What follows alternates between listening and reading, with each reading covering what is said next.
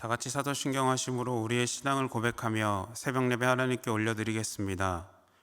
전능하사 천지를 만드신 하나님 아버지를 내가 믿사오며 그 외아들 우리 주 예수 그리스도를 믿사오니 이는 성령으로 잉태하사 동정녀 마리아에게 나시고 본디오 빌라도에게 고난을 받으사 십자가에 못 박혀 죽으시고 장사한 지 사흘 만에 죽은 자 가운데서 다시 살아나시며 하늘에 오르사 전능하신 하나님 우편에 앉아 계시다가 저리로서 산자와 죽은 자를 심판하러 오시리라. 성령을 믿사오며 거룩한 공회와 성도가 서로 교통하는 것과 죄를 사하여 주시는 것과 몸이 다시 사는 것과 영원히 사는 것을 믿사옵나이다. 아멘.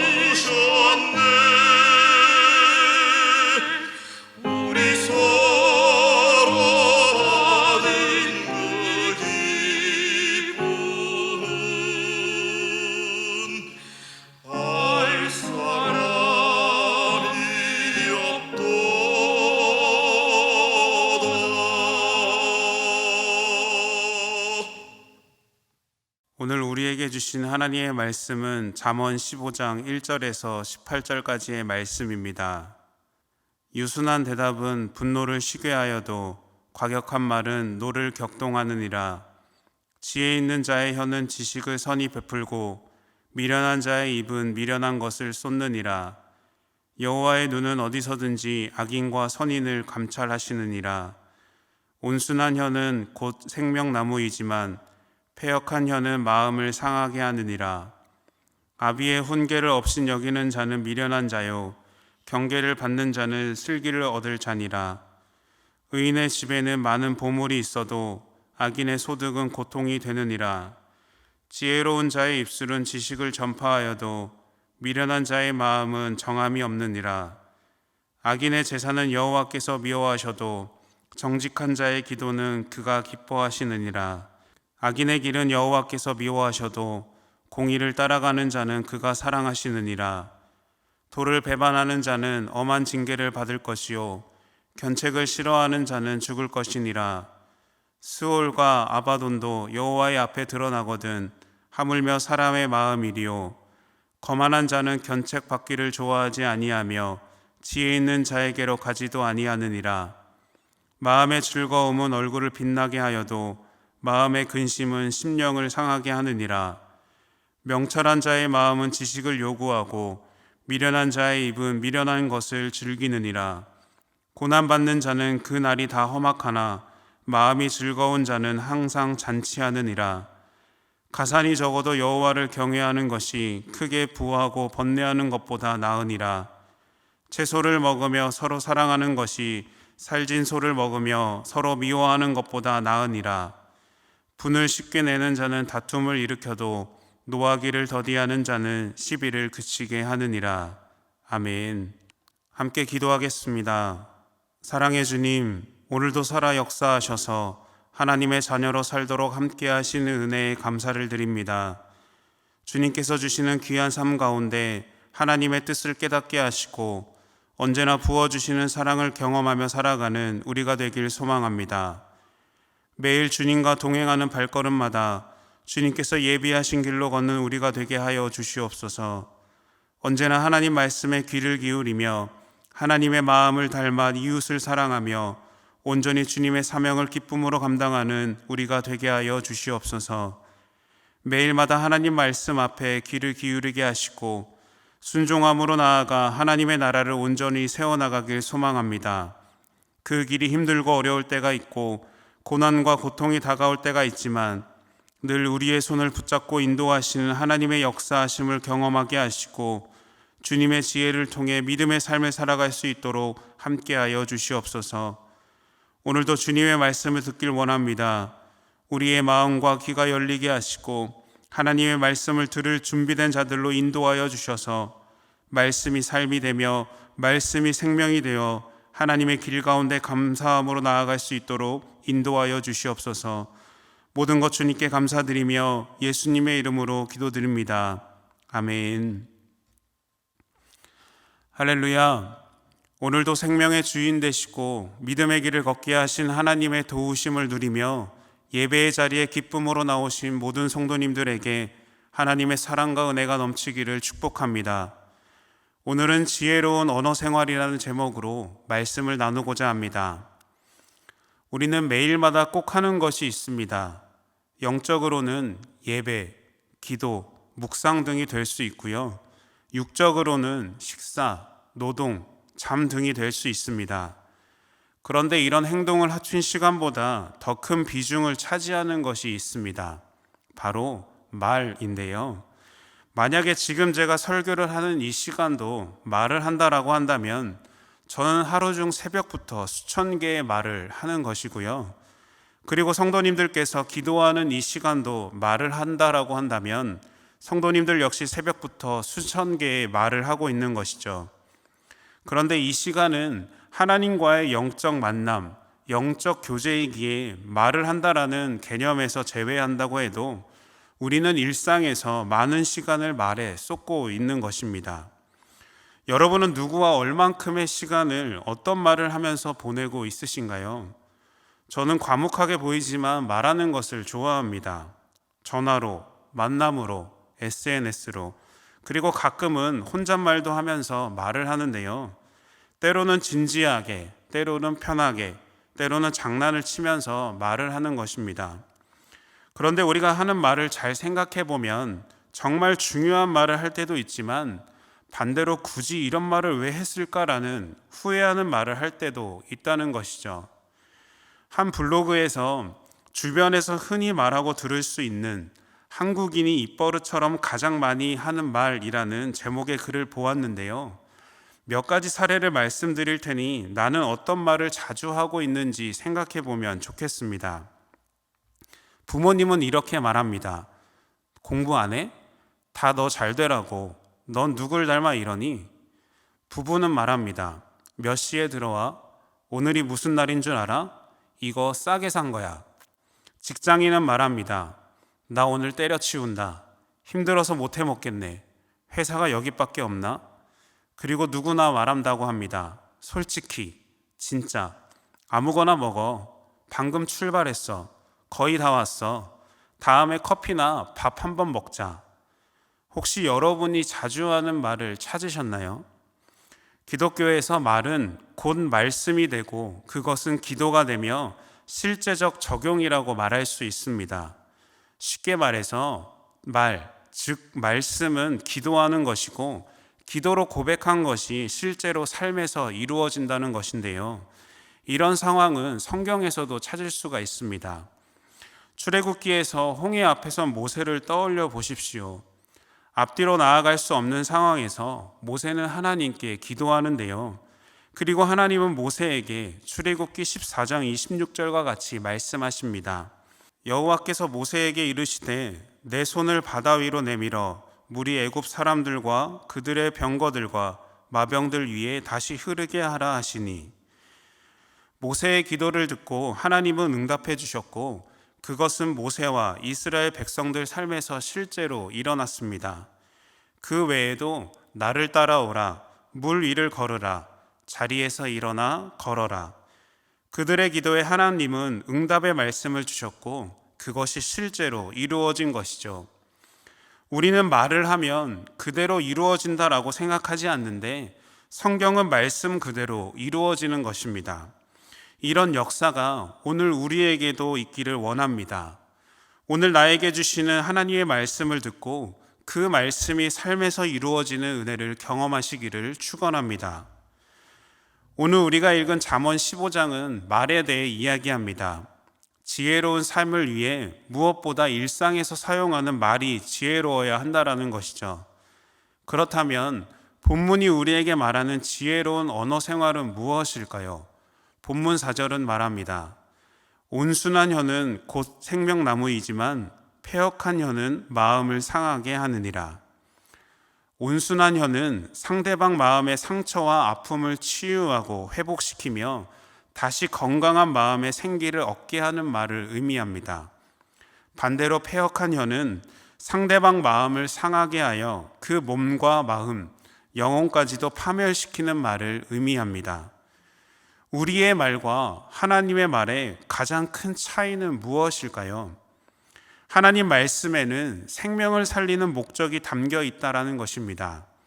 그래서 하나님은 어떤 때는 어른과 같이, 어떤 때는 어린아이와 같이, 또 어떤 때는 스승과 같이, 그리고 어떤 때는 말하지 않아도 표정과 몸짓을 통해 생명을 살리기 위해 힘을 쏟고 계신 것이죠. 제가 중학생쯤에 수업 시간에 토론을 했던 기억이 있는데요.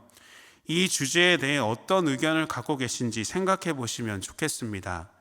토론의 주제는 선의의 거짓말 해도 되나입니다.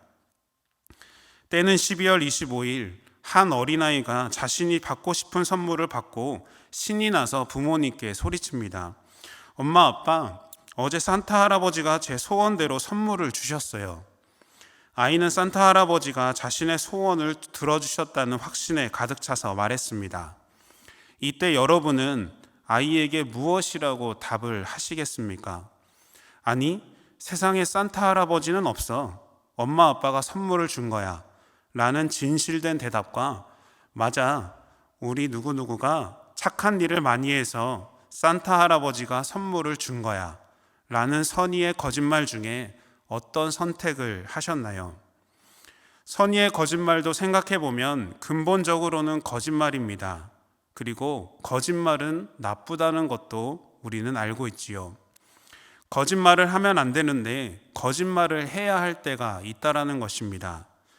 거짓말이라는 테두리 안에 있지만 그 안에 어떤 목적을 갖고 말을 하는가에 따라 결과는 달라지게 되는 것이죠. 하나님께서 우리에게 말씀하실 때는 일방적이지 않습니다. 우리가 처한 상황을 이해하시고 환경을 바라보시며 우리에게 필요한 말씀을 주시는 것입니다. 그렇다면 우리도 다른 사람에게 말을 할 때 그 사람의 상황을 이해하고 환경을 바라보며 필요한 말을 해 주어야 하지 않을까요? 왜냐하면 우리가 하는 말에도 다른 사람의 생명을 살리는 힘이 있기 때문입니다. 그래서 우리는 생명을 전하는 통로의 역할을 기쁨으로 감당해야 합니다. 나와 나의 가까운 이웃에게 생명을 살리는 목적으로, 하나님의 복음을 전하는 목적으로, 상처와 아픔을 치유하고 회복하는 목적으로 말을 전하는 우리의 입술이 되기를 축복합니다. 지혜로운 언어 생활에서 중요한 것은 말을 지혜롭게 하는 것도 중요하지만 잘 듣는 것도 중요합니다. 본문 5절은 이렇게 말합니다. 아비의 훈계를 업신 여기는 자는 미련한 자요, 경계를 받는 자는 슬기를 얻을 자니라. 이 말씀은 부모의 말을 잘 들어야 지혜를 얻는다는 의미도 있지만 더 나아가 기본적으로 말을 잘 들어야 지혜도 생기고 사랑도 받고 축복도 받을 수 있다는 것을 말합니다. 심지어 책망까지도 잘 들을 수 있어야 한다는 것이죠. 그런데 우리는 무엇을 경험하나요? 자기 말을 잘 듣기를 원하는 사람이 더 많다라는 것입니다. 다른 사람의 말을 잘 듣지 않는다라는 것이죠. 그런데요, 말을 잘 듣는다라는 것은 자기 말을 잘 듣는 것이 아니라 다른 사람의 말을 잘 듣는 것을 의미합니다.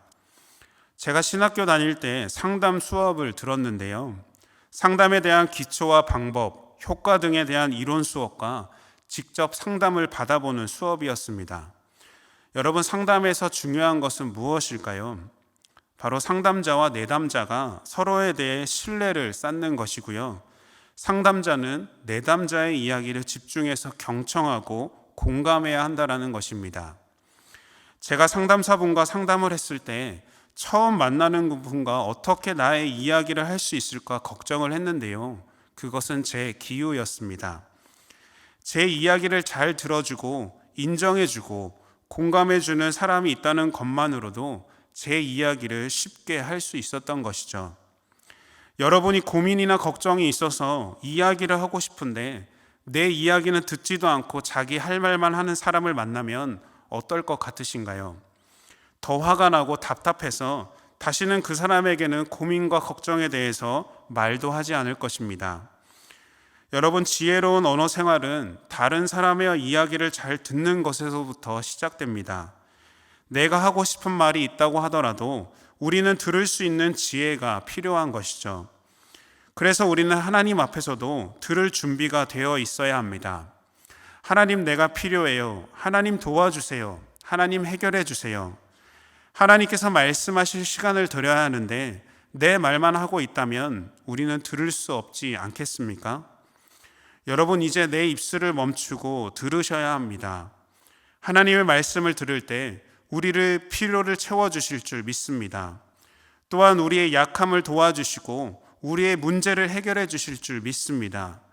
듣는 가운데 하나님께서 부어주시는 축복을 누리는 우리가 되기를 소망합니다. 지혜로운 언어 생활에서 조심해야 할 것이 있습니다. 바로 화를 다스리는 것입니다. 본문 18절은 이렇게 말합니다. 분을 쉽게 내는 자는 다툼을 일으켜도 노하기를 더디하는 자는 시비를 그치게 하느니라. 마태복음 5장을 보면 예수님께서 노하는 자마다 심판을 받는다라고 말씀하셨습니다. 살인죄와 형제에게 노하는 죄를 똑같이 보신 것이죠. 노한다라는 말은 화를 한 번 내면 쉽게 꺼지지 않고 꽁하게 마음을 담아둔 상태, 그리고 담아둘 뿐만 아니라 그 화를 키워나가는 것을 의미합니다. 그리고 형제는 자신의 혈육뿐만 아니라 우리의 모든 이웃을 의미합니다. 이 말씀은 우리는 형제나 이웃을 향해 마음속에 분노나 미움, 상한 감정을 마음에 두고 그것을 계속해서 키워나가는 어리석은 행동을 하고 있다는 것입니다. 그 행위가 하나님의 심판을 받기 마땅한 행동이라는 것이죠. 화를 자주 내거나 화가 늘 마음에 있다면 노하기를 더디하는 삶의 지혜를 구하십시오. 그것이 우리와 이웃의 생명을 살리는 길이 되는 것입니다. 말에는 형제를 살리는 말이 있고 죽이는 말이 있습니다. 이웃을 부하게 하는 말이 있고 망하게 하는 말이 있죠. 그리고 나를 행복하게 하는 말이 있고 불행하게 하는 말이 있습니다. 또 우리를 회복해 하는 따뜻한 말이 있고요. 아프게 하는 차가운 말이 있습니다. 그래서 우리는 말을 할 때는 늘 마음을 잘 붙잡고 고민하고 생각해야 합니다. 우리가 하는 말이 유익한 말인지, 도움이 되는지, 건강한 말인지, 때에 맞는지, 서로의 관계에 좋은 약이 되고 치유되는지 깊이 생각하는 지혜로운 언어 생활을 해야 한다라는 것이죠. 본문은 곳곳에서 말의 중요성을 강조하고 있습니다. 입술을 잘 다스려야 마음이 상하지 않기 때문입니다. 입술로 아무리 잘하겠다라고 소리쳐도 더 중요한 것은 마음입니다. 우리의 마음을 잘 붙들어야 흘러나오는 말도 달라지는 것입니다. 이런 이야기가 있습니다. 황희 정승에게 한 사람이 찾아와서 묻습니다. 오늘이 아버님 제사인데 우리 집 소가 새끼를 낳았습니다. 그러면 제사를 지낼 수 없지요? 이에 그는 그야 지낼 수 없지라고 답합니다. 조금 후에 다른 사람이 와서 묻습니다. 내일이 아버님 제사인데 저희 집 돼지가 새끼를 낳았습니다. 그래도 제사를 모시는 것이 당연하지요? 이에 그는 그야 물론 당연히 모셔야지 라고 답합니다.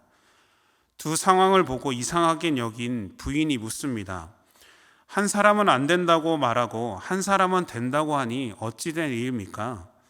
이에 그는 소가 새끼를 낳든 돼지가 낳든 그것이 문제가 아니고 중요한 것은 제사인데 제사를 지내고 싶은 사람은 지내고 지내기 싫은 사람은 하지 말라고 했을 뿐이요 라고 답합니다. 어떤 의미인지 아시겠지요? 문제는 마음입니다. 그러면 안 되겠지요 라고 말하는 것과 그래야 되겠지요 라고 말하는 마음의 시작은 다릅니다. 하나님은 우리의 마음을 다 아시는 분입니다. 그래서 우리는 마음을 잘 지켜야 하는 것이죠. 우리의 마음을 잘 지킬 때 우리는 인생을 지킬 수가 있습니다. 우리의 마음을 잘 지킬 때 우리는 그 안에서 행복을 경험할 수 있는 것입니다. 본문 15절은 우리에게 이렇게 말합니다. 고난받는 자는 그 날이 다 험악하나 마음이 즐거운 자는 항상 잔치하느니라. 마음을 잘 지키고 즐거울 때 항상 잔치를 한다고 말합니다. 잔치는 무엇인가요? 잔치를 한다라는 것은 기쁨이고 행복을 뜻하죠. 그런데 항상 잔치한다라는 것은 얼마나 행복하다라는 의미를 담고 있는 것일까요? 잔치는 좋은 사람들이 모이는 것이고 많은 사람들이 함께 모이는 것입니다. 그리고 함께 모인 사람들 모두가 좋은 마음으로 서로 교제하고 사랑하고 즐거운 이야기를 나누어야 잔치가 되는 것이죠. 서로 칭찬하고 존경하며 나누어야 잔치라는 것입니다. 그렇다면 믿음 안에 모이는 우리들은 어떠해야 할까요? 항상 마음이 즐거워 잔치하는 사람들이 되어야 하지 않겠습니까? 하나님 앞에 예배하는 우리는 잔치를 하는 것과 같아야 하겠죠. 찬송하는 우리가, 사랑으로 교제하는 우리가 늘 잔치를 하는 것과 같아야 한다는 것입니다. 왜 그래야 할까요? 본문 16절은 여호와를 경외하는 것이 크게 부하고 번뇌하는 것보다 낫다라고 말합니다. 하나님을 경외하는 것이 다른 세상의 것들보다 더 기쁘고 행복하다라고 말하는 것이죠. 하나님을 경외한다라는 것만으로도 우리는 매일 잔치를 하는 것 같이 행복한 사람들이 되는 것입니다. 여러분 하나님 안에서 행복하십니까? 또 여러분은 마음 안에서 기쁨이 넘치고 있으십니까? 하나님을 경외하여 하나님의 사랑을 깊이 느끼고 그 사랑을 경험할 때 그 사람이 늘 잔치를 하는 것과 같이 살아갈 줄을 믿습니다. 성경이 말하는 지혜와 세상이 말하는 지혜는 다릅니다. 하나님 앞에서의 지혜는 어리석은 마음을 통해서 얻는 것이고 세상에서 말하는 지혜는 자신이 지혜롭다고 여기는 마음에서 얻습니다. 우리가 가져야 할 지혜는 세상을 따르지 않는다라는 것이죠. 우리는 말을 함에 있어서도 마음을 잘 다스릴 수 있어야 합니다. 그리고 사람들에게 상처와 아픔을 치유하고 회복을 주어야 합니다. 마음을 붙잡지 않고 분노를 다스리지 않고 고난을 바라본다면 우리는 지혜로운 언어 생활을 할 수가 없습니다. 우리는 인내해야 하고 참아야 하고 고난 속에서도 기뻐할 수 있는 어리석은 사람들이 되어야 하는 것이죠. 그 가운데 우리의 입술을 통해 천국의 잔치와 같이 즐겁고 행복한 말을 전할 수 있는 것입니다. 오늘도 우리에게 말씀하시는 지혜로운 언어 생활을 통해 하나님께서 주시는 복된 삶을 살아가십시오. 그래서 나를 통해 내가 속한 모든 곳에 하나님의 복과 은혜를 흘려보내는 귀한 통로의 역할을 감당하는 우리가 되기를 축원합니다. 다 같이 주기도문 하심으로 예배를 마치겠습니다. 하늘에 계신 우리 아버지여, 이름이 거룩히 여김을 받으시오며 나라가 임하시오며 뜻이 하늘에서 이룬 것 같이 땅에서도 이루어지이다. 오늘 우리에게 일용할 양식을 주시옵고 우리가 우리에게 죄 지은 자를 사하여 준 것 같이 우리 죄를 사하여 주시옵고 우리를 시험에 들게 하지 마시옵고 다만 악에서 구하시옵소서. 나라와 권세와 영광이 아버지께 영원히 있사옵나이다. 아멘.